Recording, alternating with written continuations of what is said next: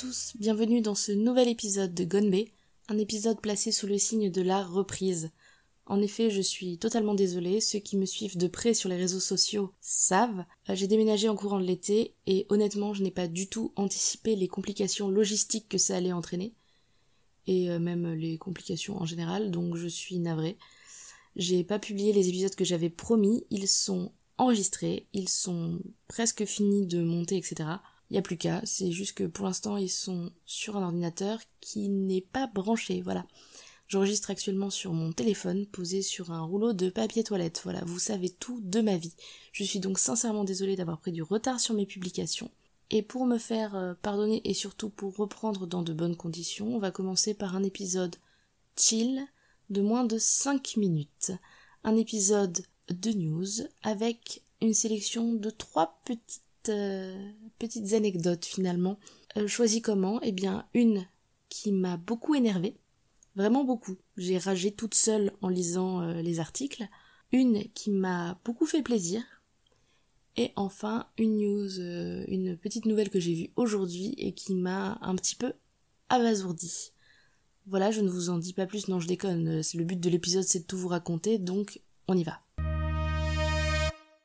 Ryu Ho-jang, je prononce sûrement très mal son nom, est une parlementaire sud-coréenne de 28 ans. Déjà là moi je suis impressionnée, j'en ai 29, et à 28 ans en Corée du Sud où, rappelons-le, à l'Assemblée nationale, sur les 300 sièges il y a 50 sièges de femmes et c'est le chiffre le plus haut qu'il y ait eu, donc 57 sur 300, on n'est pas encore à la parité. Cette jeune femme de 28 ans s'est pointée à l'Assemblée au Parlement en robe. Attention, je vous laisse aller vérifier, c'est simple, robe rouge, Parlement, Corée du Sud.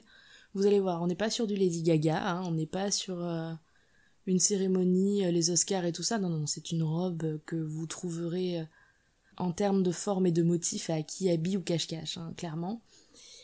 Et elle s'est pointée avec cette robe d'une banalité effarante et elle en a pris plein la gueule. Sur le moment, ça m'a saoulée de voir tout ce qu'elle a pris en ligne, tout ce qu'elle a pris au travail avec les parlementaires, tous les vieux en costume encroutés dans leur siège, là. C'est scandaleux. Après, réflexion, je me suis rappelé que en France, ici, si j'avais mis la même robe, rien qu'en sortant dans la rue, j'aurais pris des clins d'œil, des sourires, des petits « hey !» On ne sait jamais quel plaisir nous réserve le fait d'être une femme en robe dans la rue ou au travail. Donc effectivement, ça ne me surprend qu'à moitié ce qui s'est passé. Mais ce qu'elle a fait, c'était un geste politique et un geste pour la défense des droits des femmes. Parce qu'elle l'a dit voilà, au bout d'un moment, il arrivera un temps où la société sera capable d'accepter que des femmes portent des vêtements confortables au travail. Parce qu'effectivement, elle voulait mettre un petit peu au défi cette assemblée extrêmement masculine, qui se retrouve tout le temps en costume noir, etc., ultra guindé, avec une robe qui n'a de défaut que son confort, finalement. Voilà, effectivement, elle n'était pas dans un petit tailleur engoncé, elle était dans une robe qui la laissait un petit peu respirer et qui la laissait un peu libre de ses mouvements.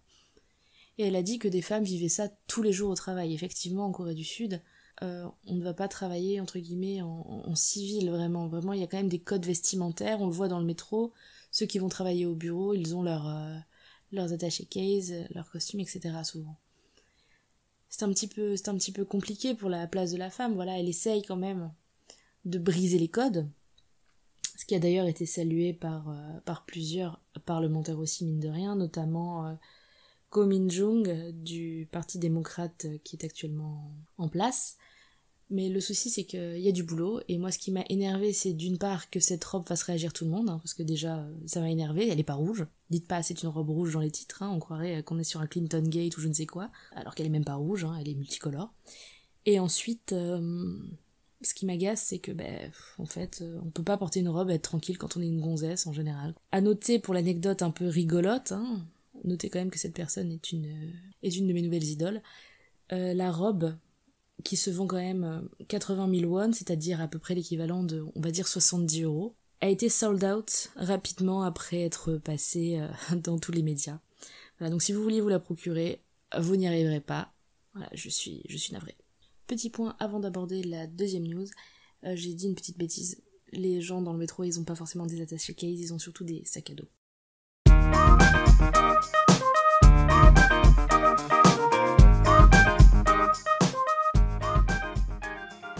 on passe à la news suivante, une news Corona, parce que partout dans le monde, c'est quand même ce qui fait l'actualité.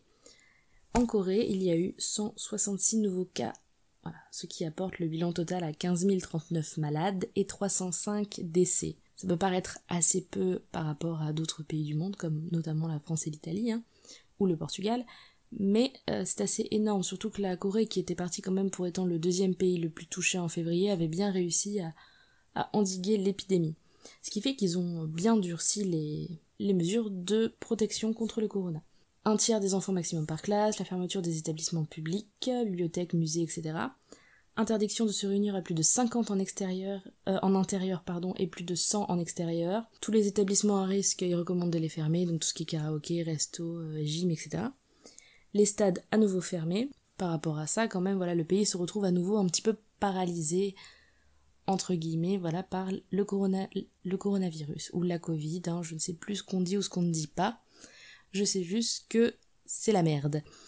Et le souci, c'est que ça trigger, voilà, comme chez nous, tous les anti-masqueurs, tout ce que vous voulez, ça trigger une catégorie de la population. Il y a un parti ultra-conservateur en Corée qui a décidé de se rebiffer. Des centaines de personnes âgées appartenant au parti ultra-conservateur ainsi que des membres des églises, dont des sectes, parce qu'en Corée il y a énormément de sectes un petit peu open.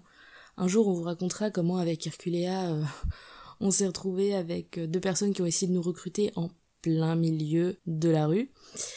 Donc on s'est retrouvé avec toutes ces personnes âgées qui sont dans les rues et qui ont décidé de manifester à Gangwon pour demander la destitution du président.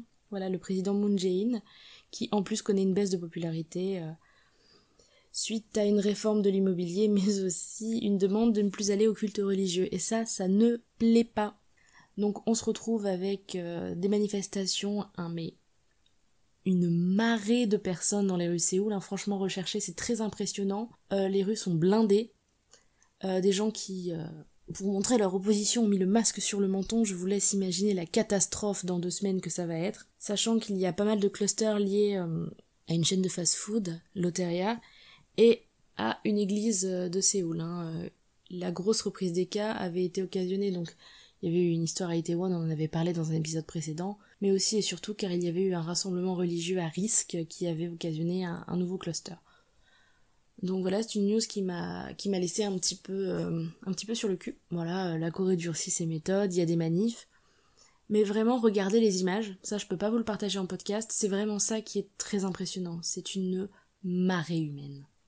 C'est-à-dire que là, on durcit les règles, pas plus de 50 personnes en intérieur, 200 personnes en extérieur, 1 milliard de personnes dehors. Toute l'Inde, ouais, tout à fait. Donc franchement, je vous invite à aller regarder, c'est très impressionnant.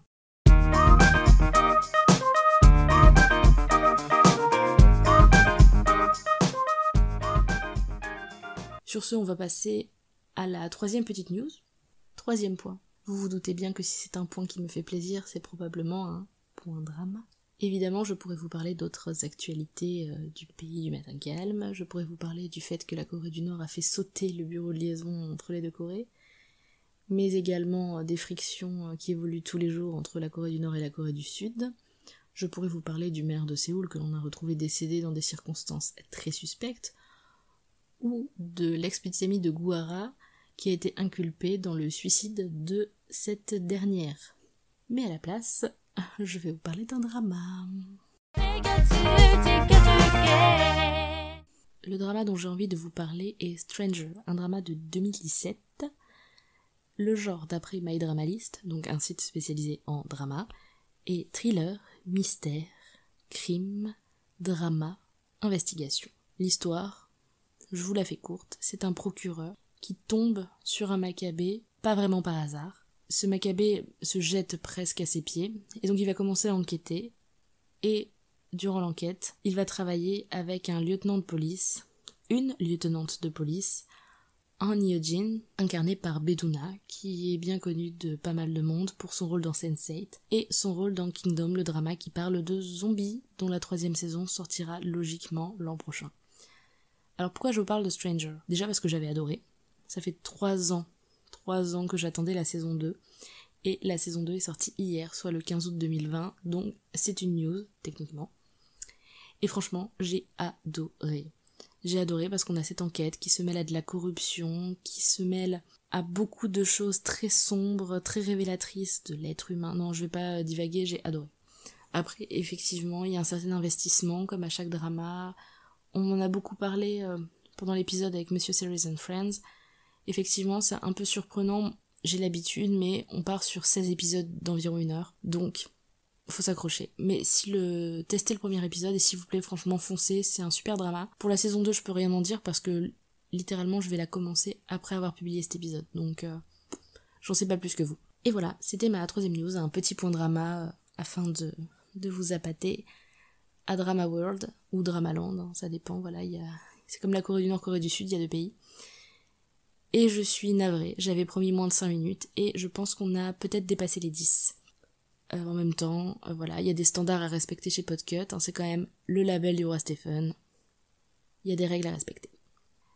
Retrouvez en tout cas Gonbe, retrouvez-nous chez Podcut très bientôt, avec un épisode sur la K-pop. On continue et on finit, en tout cas pour cette saison, voilà le triptyque sur la K-pop, avec Lucie, L'Amour et BTS, ainsi qu'un épisode avec quelqu'un que vous connaissez très bien sur ce podcast. Je vais également vous proposer, très bientôt, un gros dossier sur la langue coréenne et son apprentissage, et j'ai trop hâte de vous le faire découvrir. En attendant, prenez soin de vous, retrouvez Gonbe sur toutes vos plateformes de podcast habituelles. N'hésitez pas à laisser des petits commentaires et à me donner votre avis. On se retrouve très bientôt pour des épisodes un peu plus charnus, et en attendant, n'hésitez vraiment pas à aller écouter les autres podcasts du label, à tout hasard, donc le roi Stephen, Dr. Watt, Binous USA, Restez dans le flow, Vêture, j'en passe, aidez aussi bien. Bisous bisous.